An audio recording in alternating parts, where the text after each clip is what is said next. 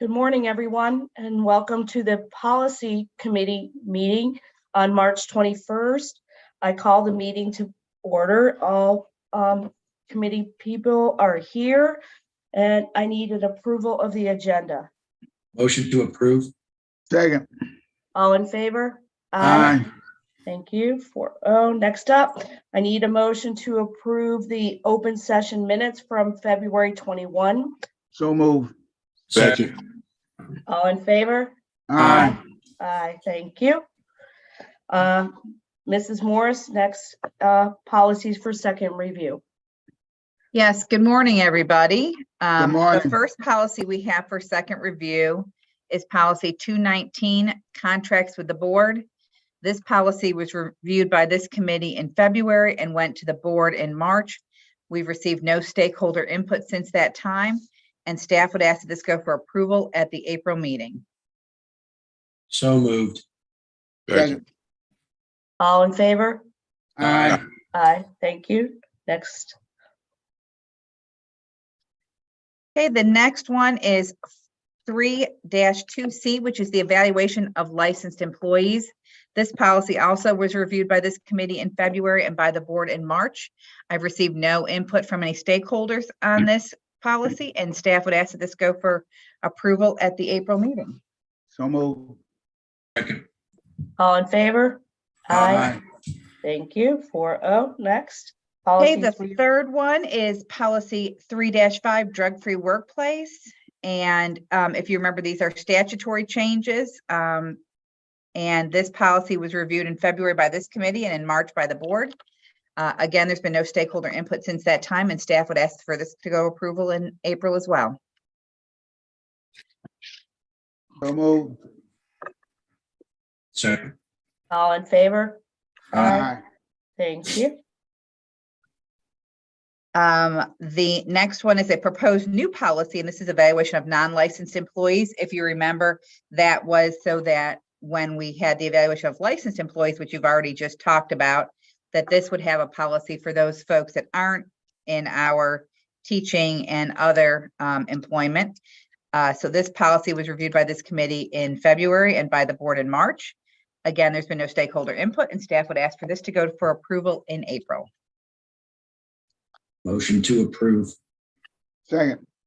All in favor? Aye. 4-0. Thank you. Next up. This is the last policy for second review, and this is children of military families. It's a proposed new policy. This again is based on statutory changes. And when we look at the policies for first review, a lot of those changes will reflect back to this policy. And it goes back to what Reverend Benchen asked me at the last meeting was, were we collaborating everything into one policy and still have it be reflected in the relevant other policies? And that's what we're doing here with some of these first review changes. This policy was reviewed in February and by the board in March, and there's been no stakeholder input, and we would ask this one to go for approval in April as well. Motion to approve. Second. All in favor? Aye. Aye. 4-0. Thank you. Next up, policies for first review. Okay, the first one for first review is policy 4-01. And I don't know if you've noticed it in our new policy manual, what used to have a single digit like 4-1, 4-2, those to ensure that they stay in the correct numeric order that had a 0 put in front of them. So it's now 4-01 and it's attendance. And if you look at B10, there's one change, and it again deals with the children of military families, and it adds an active duty or inactive member of the uniformed services, which is based on changes to the interstate compact. And so that's the only change to this policy. I can answer any questions, or staff would ask for this to go for first review at the April meeting.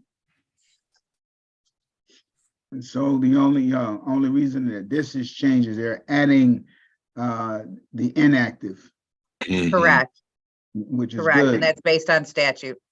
Yeah. I don't know why they didn't even have that in the first place, since inactive can so easily become active Yes. at any time. So I'm good. Motion You to wanna make- send this to the board for first review. Jimmy, make the motion. Yes, so moved, Madam Chair. Second. All in favor? Aye. Aye. Okay, 4-0, thank you. The next policy for first review is policy 4-02, age requirements for attendance. And if you look, and it's probably on the second page, it's A3E, it's a new paragraph that's been added. And again, it deals with children of military families. And so it ensures that if they were enrolled in another state due to their military status, or either active or inactive, that they would be considered eligible based on that state's requirements once they move here. So we wouldn't say a child who'd been in kindergarten in another state under their laws would not be eligible to attend kindergarten if they were to be transferred to North Carolina. And that's the only change to that policy. And again, it's based on statute, and staff would ask for this to go for first review at the April meeting. It's funny how in life, sometimes you can literally read what happens in your life. And our eldest son, the career Marine, obviously just went through that, coming from his one post to this post. So, Wow. and I'm familiar with it, with all the times that we've had to transfer. So grateful for this, motion to go to board for review. Thank you. I need a motion to send it to the full board for first review. I just did, Madam Chair. Oh, I'm sorry. Thank you. John, second. Yeah. All in favor? Aye. Thank you. 4-0. Next is policy 4-11.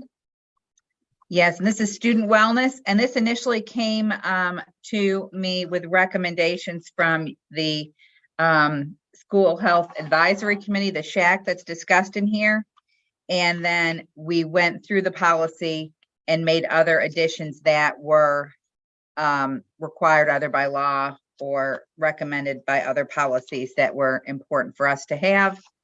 And so staff would ask that this go for first review at the April meeting.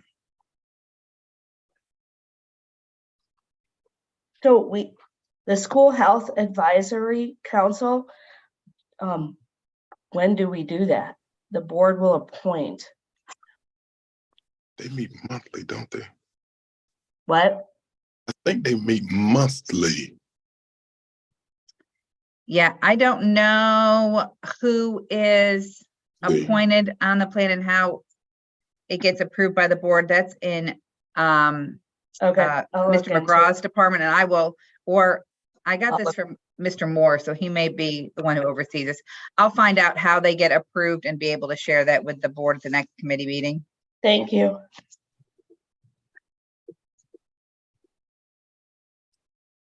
That's the only question. Michelle, do you know how many members are on it currently, what the makeup is? Could you find that out as well? I will find that out as well.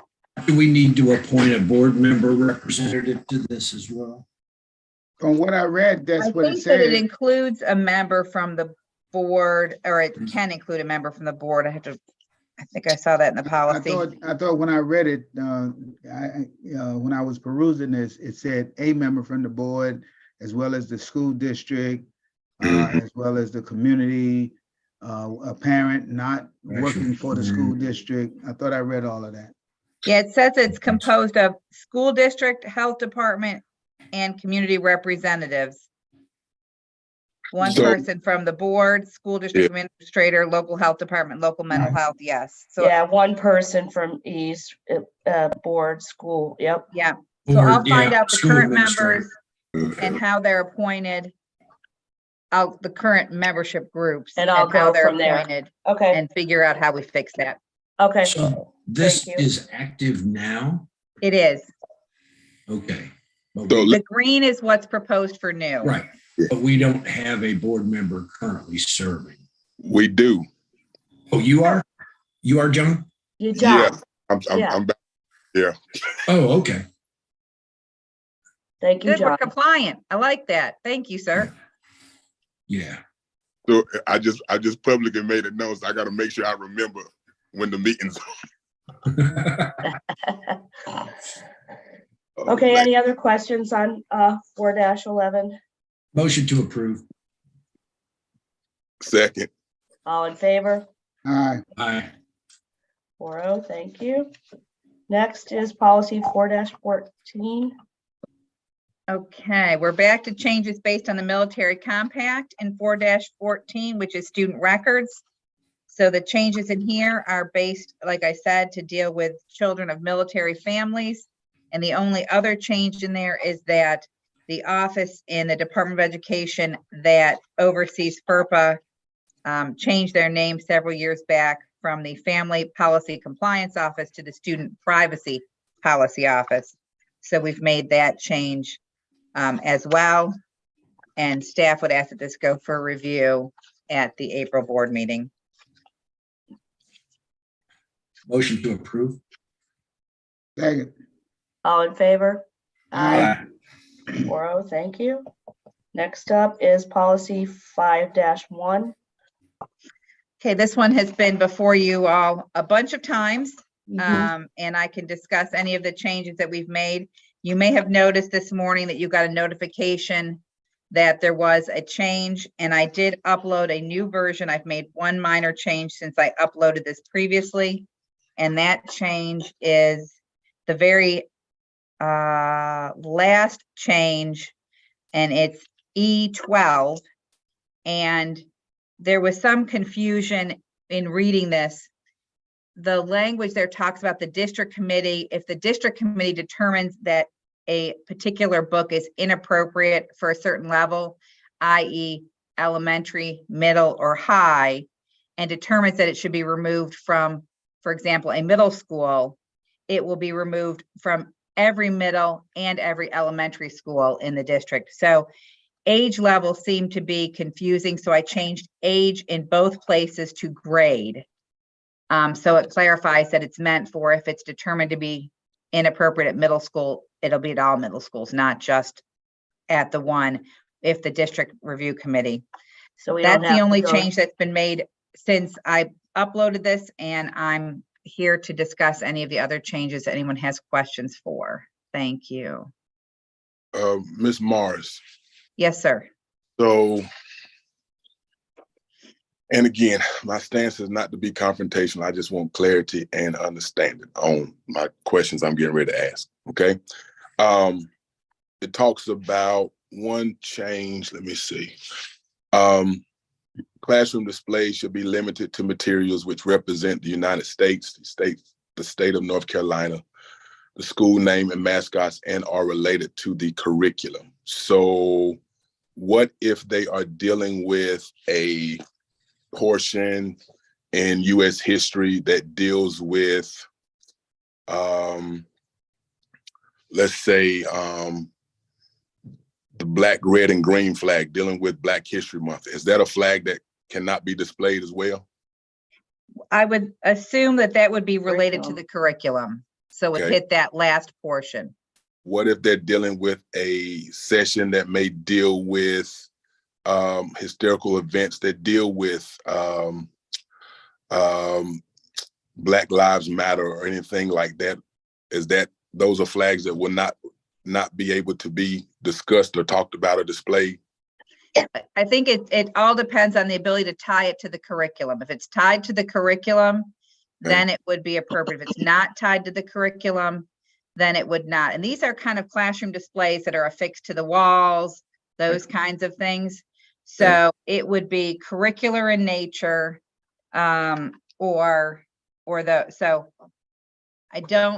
the recommendation that was given to me, I don't think the intent is to limit those things which would relate to the curriculum that's being taught in the classroom at the time. Okay. I think, and maybe this helped your question, John, I think at least my thought process was related to the curriculum is more of a temporary type thing with regard that's relevant to the matter being discussed. What the policy is trying to address is more permanent type displays in the classroom that this policy is addressing. In other words, if someone wanted to display a certain flag the entire, school year that had nothing to do with the curriculum, that would be addressed by this policy. Mhm.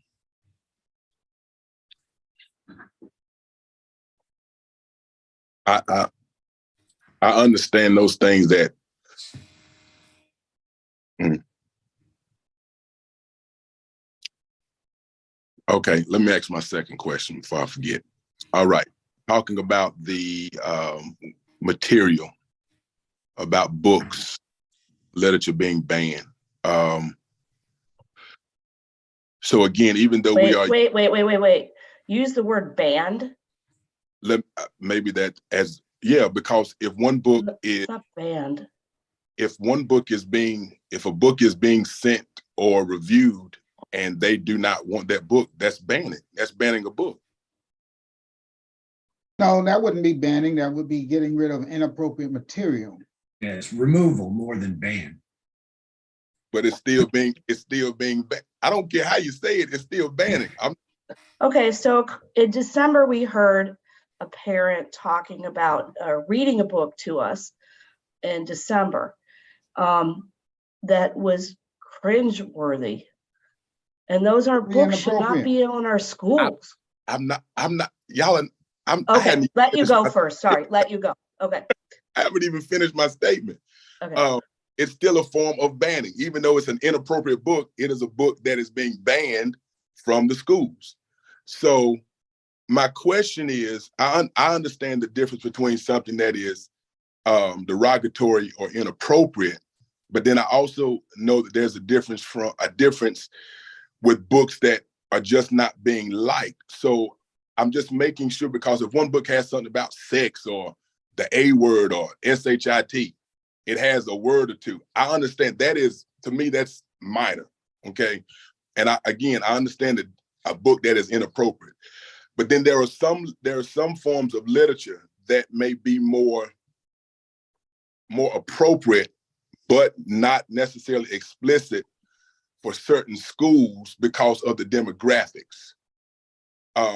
Not just dealing, and I'm not even just talking about sexual explicit books, but I'm talking about books that deal with race and dealing with all of these things. So my concern is to remove, since you all want me to use that word to feel more comfortable with it, to remove a book from one school and remove it from all of the schools. I think that's something that possibly needs to be looked into. And again, I know the difference between something that is inappropriate. I know the difference. So please know that I'm not just wanting any and everything to be in our schools. That's not the objective. I mean, as long as they got cell phones, they can find whatever they want to find, to be honest.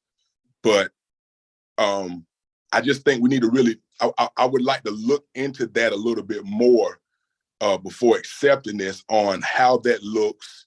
And also, I would like to, outside of the book that was already presented at our board meeting, that was 100% inappropriate. All right. And I will continue to say that.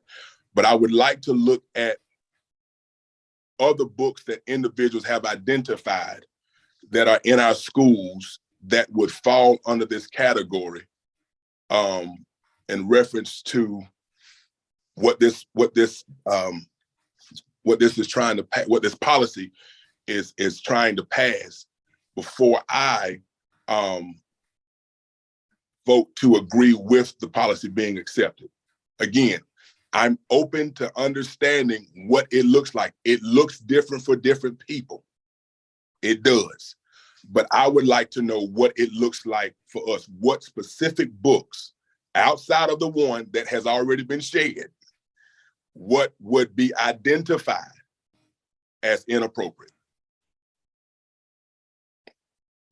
That's the whole point of the review process. And as those reviews take place, we'll find out more about a particular book. I understand. There are individuals who have found books now. So again, what's inappropriate to one person may not be necessarily inappropriate to another. So I'm just concerned that this way of weeding out literature may not be fair across the board due to individual biases. So I'm wanting to know what we currently have that individuals have identified as being inappropriate and explicit. But Has there been right, any but this cases, is Dr. sexually Houlihan? ex- Hold on, expla- Madam Chair.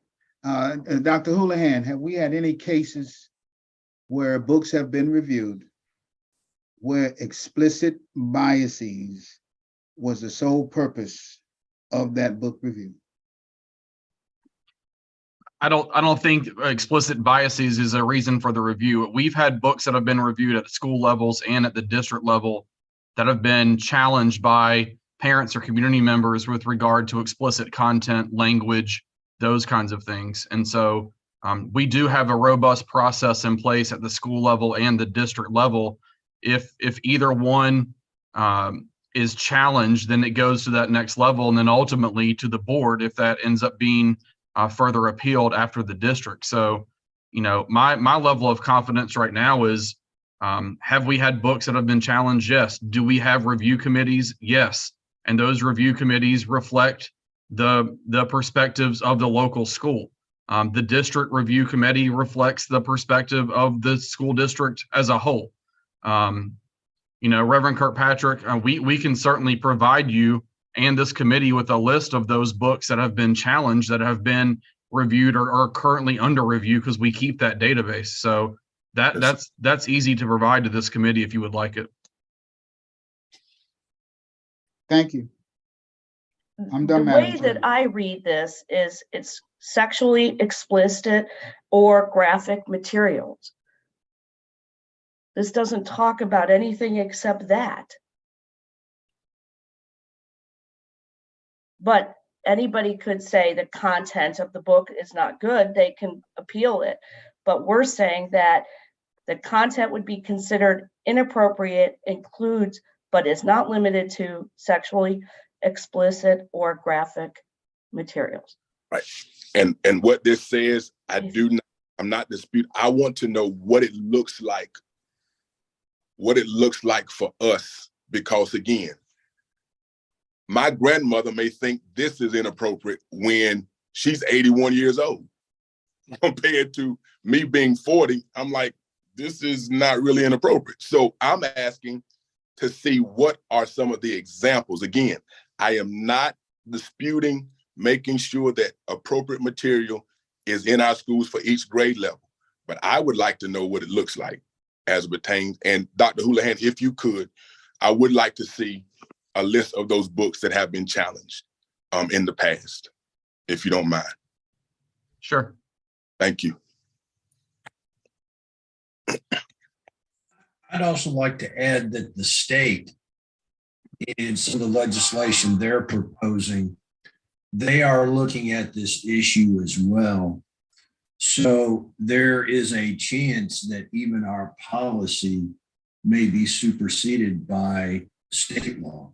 So I think our approach is a fairly conservative, with safeguards built in both the school level as well as the district level, so that not just one board member can stand up and say, I think this book is trash, I want it banned, and that happens. It's appropriate staff in the school that deals with it day in and day out. And there are sufficient checks and balances to, I think, safeguard a willy-nilly book banning, if you will.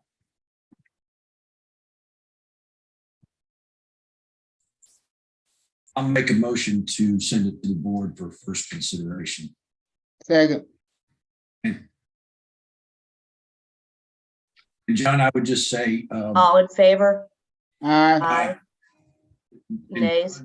perhaps by the time of the board Your meeting, nay. Okay. have the information from Dr. Houlihan. 3-1.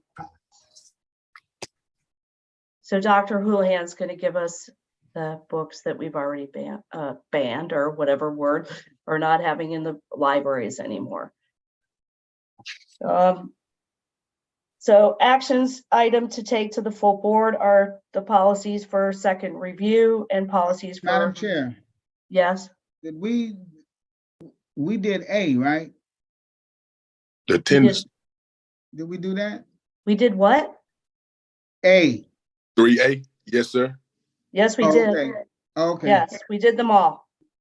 All right. Okay, our next meeting is April 18th at 8 a.m. On Zoom. I need a motion for adjournment. So You moved. adjourn. Second. All in favor? Aye. Aye. Thank you. All right. Bye-bye. Have a good day, Thank you. Have a everybody. good day. Y'all. Okay, Thank you. bye.